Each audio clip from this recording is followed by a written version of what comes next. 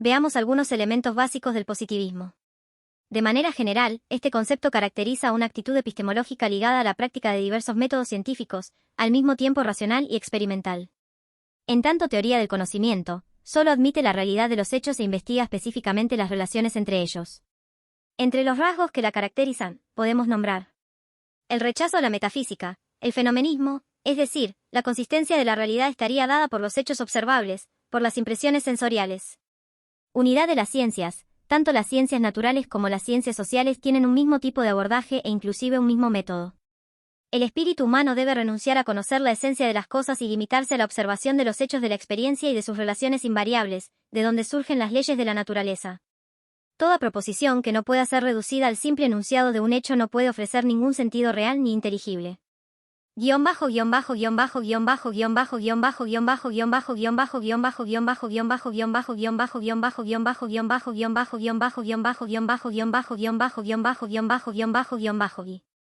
Anthony Giddens hace la siguiente descripción.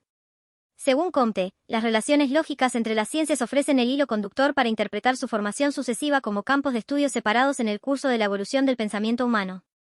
Las ciencias que surgieron primero, la matemática, la astronomía y después la física, se ocuparon de las leyes más generales o abarcadoras de la naturaleza, las que rigen los fenómenos más apartados de la manipulación y la participación humana.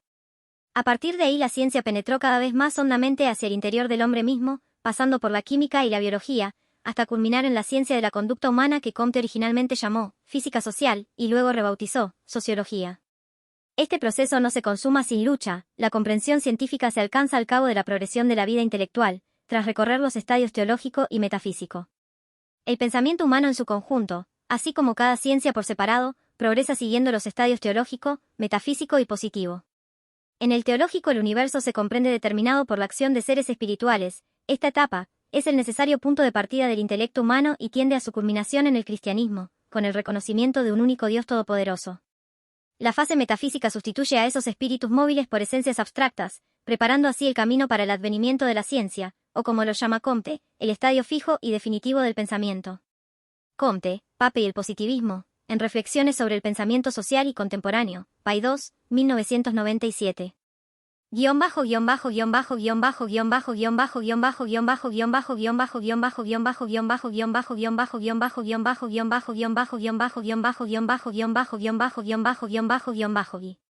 El hombre, entonces, alejándose poco a poco del estadio teológico, caracterizado por la búsqueda de las causas primeras, y más tarde del estadio metafísico, búsqueda de las causas abstractas, encontrará el camino hacia el estadio positivo, búsqueda de las leyes relacionales entre los hechos.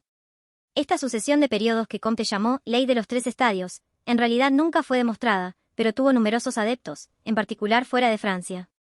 En Gran Bretaña, en Estados Unidos y también en América Latina, la divisa del positivismo, orden y progreso, se encarnó en muchas logias, fuertes y populares entre las clases dirigentes de nuestros países, es por eso que la podemos ver con cierta frecuencia. Figura, por ejemplo, en la bandera del Brasil.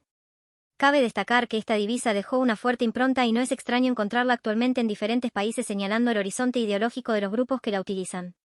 Este lema surge tanto frente a la metafísica revolucionaria, como frente a las connotaciones reaccionarias del catolicismo del siglo XIX.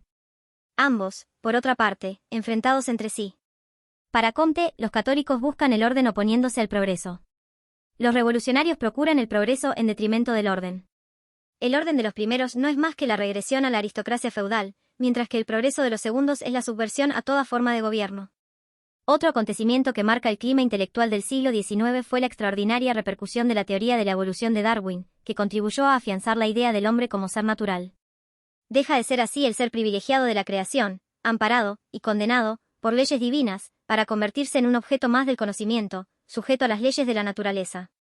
Es importante señalar la influencia que tuvieron en la ciencia y la cultura de Occidente del siglo XIX las teorías evolucionistas de Lamarck y particularmente de Darwin, quienes dan a conocer la idea que ya venía siendo anunciada desde el siglo anterior: la diferencia entre el hombre y los animales es fundamentalmente de grado, ya que el origen de la variedad de las especies tiene un tronco común.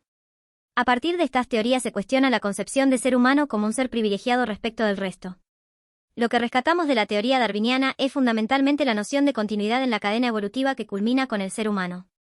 Cabe señalar que la teoría darwiniana es esencialmente biológica y trata de explicar los mecanismos de la evolución, a los que deben corresponder descripciones filogenéticas, es decir, que esa continuidad de la cadena evolutiva tiene sustento esencialmente en el plano biológico, aunque el alcance y profundidad en el orden de las ideas desborda largamente el ámbito de lo biológico e influye en las ciencias sociales y en las ideologías políticas.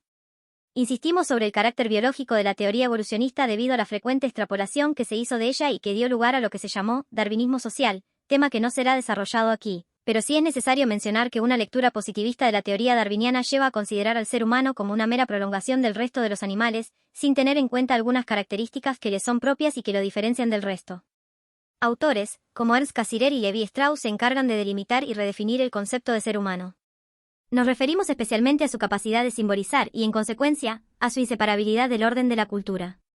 Posiblemente sea este un primer elemento que permita desentrañar el tema del objeto de la psicología, a partir del momento en que el ser humano es concebido no desde el orden de la naturaleza, como mera continuación de la cadena evolutiva, sino como un producto de la cultura e indisolublemente ligado a ella.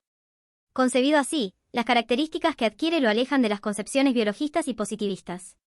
En realidad, recién fue posible salir de esta situación a mediados de este siglo XX. Foucault lo dice con claridad. La idea de una precisión objetiva y casi matemática en el campo de las ciencias humanas deja de tener realidad si el hombre mismo deja de pertenecer al orden de la naturaleza. Es entonces a una renovación total que la psicología se obliga en el curso de su historia.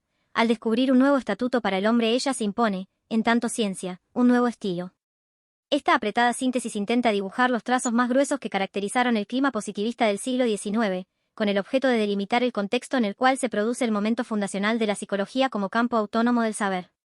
Como toda síntesis conlleva el defecto del esquematismo y resulta injusta para con la extraordinaria complejidad y riqueza de las ideas de los autores citados. Teniendo presentes las mencionadas limitaciones, se ejemplificará un concepto que es de central importancia. Todo fenómeno, en especial, los fenómenos humanos, empieza a cobrar sentido y a hacerse inteligible en la medida en que lo ubiquemos en el contexto del cual emerge, y los contextos siempre son múltiples: científico, social, cultural, ideológico, político, económico, etc. Volviendo a la creación del primer laboratorio de psicología experimental, en el año 1879, se puede decir que Wundt reafirma con su laboratorio una larga tradición presente en Alemania, que intentaba determinar un correlato directo entre los fenómenos psíquicos y los orgánicos. Herbart, 1776 a 1841, intenta aplicar la matemática al estudio de la vida psíquica.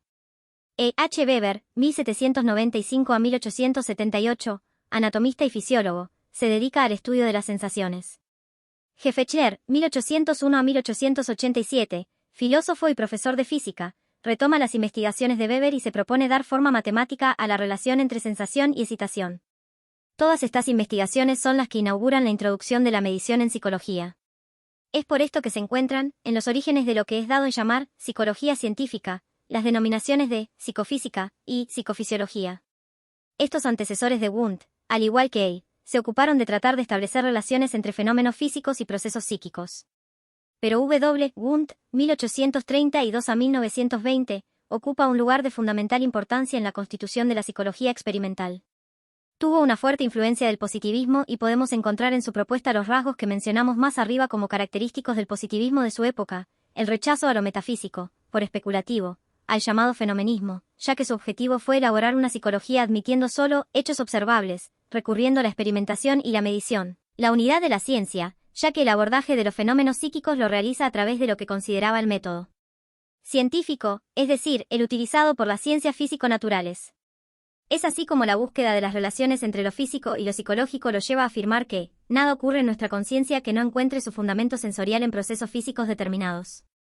Al respecto, Rauchin dice, su sistema reposa sobre la dualidad y el paralelismo del cuerpo y del espíritu. El objeto de la psicología lo constituyen las experiencias inmediatas del individuo, accesibles tan solo por medio de la introspección, método que consiste en pedir al mismo individuo un informe sobre qué piensa o siente, en una palabra, sobre sus estados subjetivos. Su método es esencialmente analítico. Consiste en disociar en elementos los procesos conscientes, determinando leyes que rigen sus conexiones. Asomarse, aunque sea someramente, al contexto científico-filosófico del siglo XIX quizás permita comenzar a comprender la razón por la cual se ubica el nacimiento de la psicología como ciencia independiente en el año 1879, coincidente, como vimos, con la fundación, en Leipzig, del primer laboratorio de psicología experimental. En primer lugar, no es posible dejar de mencionar que si se acepta ese hito como demarcatorio entre lo científico y lo prescientífico, en psicología, estamos presuponiendo un criterio de cientificidad derivado del positivismo decimonónico. Efectivamente, la psicología solo puede recibir su diploma de ciencia en la medida en que demuestre la utilización del método experimental y se ajuste a los principios y procedimientos de las ciencias naturales. Todo lo anterior, por lo tanto, fue considerado especulativo, metafísico y carente de valor científico. En realidad, esta naciente disciplina autónoma comenzó siendo una psicofísica o una psicofisiología, que intentaba establecer las conexiones entre la vida psíquica y sus correlatos anatómicos y fisiológicos, el viejo problema de encontrar las relaciones entre el alma y el cuerpo. Wundt, de formación fisiológica pero también filosófica, decide romper con la psicología metafísica del alma, basada en la introspección pura, es decir, no experimental, y fundar una psicología experimental que cumpla los requisitos de la ciencia natural. Será una ciencia cuyo objeto de estudio sea la experiencia interna, es decir, la conciencia, y el método a utilizar será la introspección experimental. Es necesario detenerse brevemente para reflexionar sobre las características de ambas coordenadas, ya que son subrayadas habitualmente para identificar a la psicología del siglo XIX, lo que, por otra parte, constituye una generalización indebida.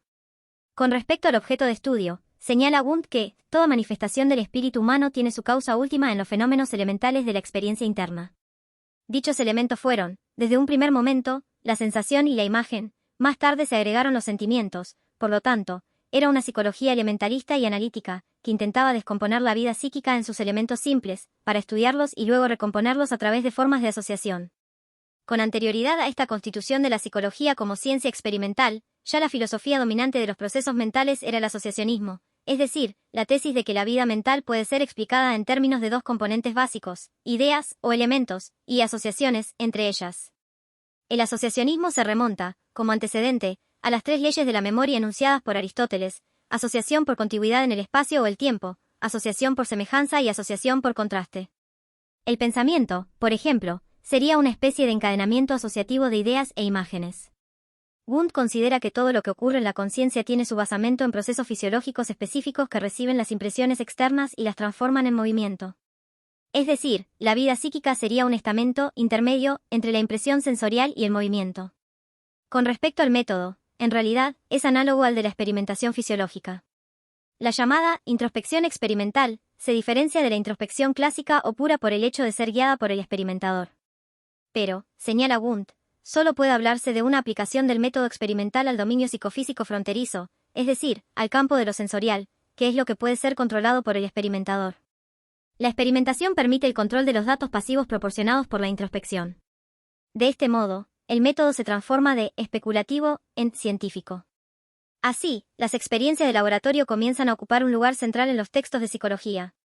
Théodule Ribot, teórico de aquella nueva psicología experimental, afirma que para emprender con éxito las investigaciones psicológicas, es necesario conocer las matemáticas, la física, la fisiología, la patología, tener una materia para manipular, instrumentos al alcance de la mano y, sobre todo, el hábito de las ciencias experimentales. Se legaliza, por lo tanto, el trasvasamiento de métodos y procedimientos desde las ciencias naturales hacia la psicología.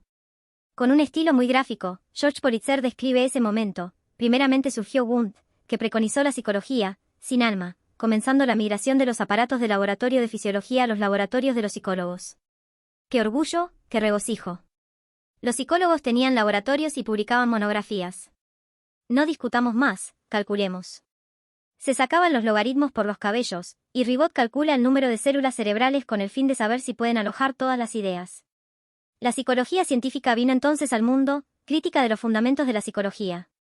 Es posible afirmar que la frontera entre la psicología anterior, metafísica, especulativa, y la nueva psicología experimental del siglo XIX es una frontera metodológica. De un lado habría métodos reflexivos, intuitivos o especulativos, del otro, métodos objetivos. En este momento de ruptura entre la psicología como rama de la filosofía y la psicología como ciencia experimental se sientan las bases de una discusión epistemológica que va a atravesar la historia de la psicología hasta el presente. De un lado, quienes postulan la necesidad de que la psicología, si pretende ser una ciencia, debe adoptar los criterios de la ciencia experimental positiva; del otro, quienes afirman que, al ser el objeto de estudio de la psicología un objeto histórico y no estático, el estatuto de cientificidad de la psicología debe alcanzarse a través de criterios radicalmente diferentes a los de las ciencias naturales.